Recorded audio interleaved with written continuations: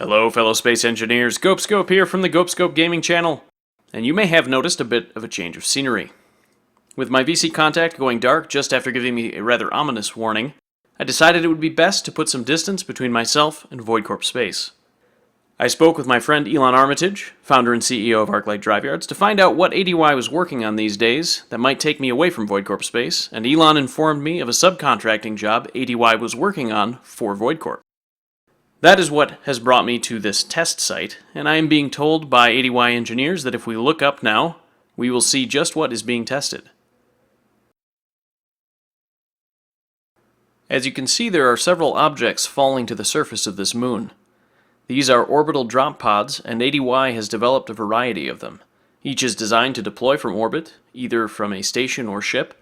They then burn towards the surface for a set period of time before realigning for a retro burn. Once realigned, the thrusters bring the pods to, usually, a safe landing on the surface. To date, Void Corp has ordered 5 different types of drop pods. There's the personnel, supply, defense, cryo, and communications pods. Let's head out to where they've landed to take a closer look at each. This is the communications pod. As you can see, there are 2 thrusters which propel the pod toward the surface, and then the gyroscope realigns the pod so that those same thrusters can initiate a retro burn to bring the pod safely to the ground. And that is where the landing gear and blast blocks take over to ensure that the important components of the pod are not damaged and that the pod stays upright once landed. The payload on this pod consists of a regular antenna, laser antenna, 2 batteries, and a cockpit which can be used to allow planet-side operators to remotely access assets in orbit. Let's head over to the defense pod. As with all of the drop pods, with the exception of the personnel shuttle, the delivery vehicle remains basically the same, but the payload changes. In this case, we have a Gatling turret and a small cargo container to hold ammunition, instead of the array of communications equipment and additional battery. We are now approaching the Cryopod. The payload of this pod is 2 cryo units and an oxygen generator, giving the operators on the ground access to oxygen, as well as the option to save a crew member who might need medical attention, which is unavailable on the ground. Now you might be asking, why would we need oxygen on a planet? Well, remember, not all atmospheres are conducive to sustaining human life. Now we are approaching the personnel shuttle. Where the other drop pods are one-way, essentially expendable vehicles, this craft is designed to return to space after landing on the surface of a planet. It is designed exclusively for this purpose, and so you will only find room for 2 passengers, some cargo space for the personal items, and the systems necessary to get them to and from the surface.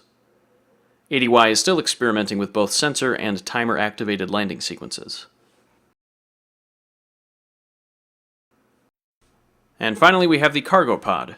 Mounted on the same entry vehicle as the other expendable pods, this model can bring much-needed supplies to surface operators.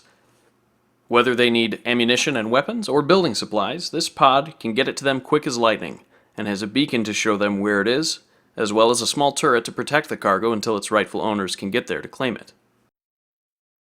ADY engineers tell me they have some more orbital drop technology they will soon be testing, so I will be sticking around to bring that to you.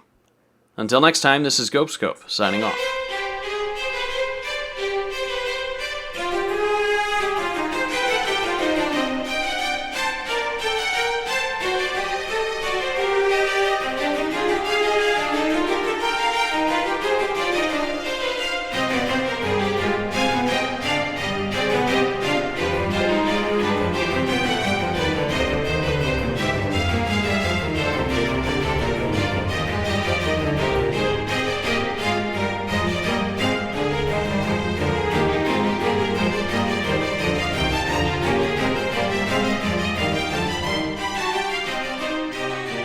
These drop pods are available on the Steam Workshop in the Void Corp collection.